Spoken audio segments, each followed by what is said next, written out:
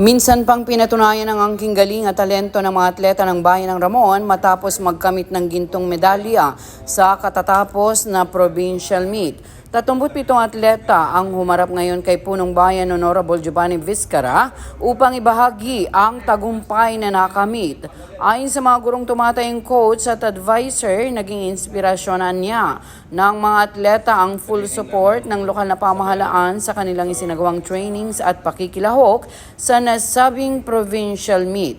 At dahil sa karangalang ito, tiniyak ni Mayor Vizcara na hindi bibitaw ang lokal na pamahalaan sa pagsuporta sa pangangailangan ng mga atleta ng bayan. Kaya naman, sa pagkakataong ito, hiniling na rin ng mga coach sa Punong Bayan ang pag-upgrade sa kanilang mga kagamitan tulad ng original na bola ng volleyball para sa volleyball boys, secondary at gamit para sa tennis sa parehong secondary at elementary category.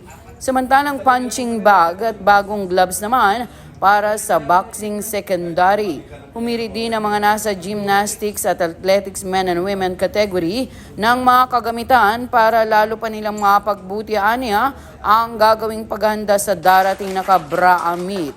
Hiling naman ng mga qualifiers sa Swimming Girls Elementary na makapagsanay sila sa isang standard swimming pool. Sa huli, nagpahayag din ang buting mayor ng kanyang mensahe ng mga words of wisdom na babaunin ng mga atleta sa kanilang panibagong laban. Whether you win or lose, stay for us, champions kayo.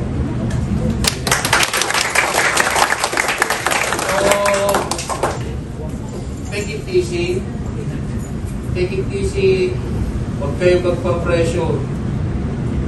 Huwag niyong pakikinggan yung coach niyo. Dapat yan. No. Take it easy. Maglaro kayo. Enjoy it. Dapat mag-enjoy kayo. Winning is just a bonus. What is important is the experience. Being there at that event. That matters, yeah?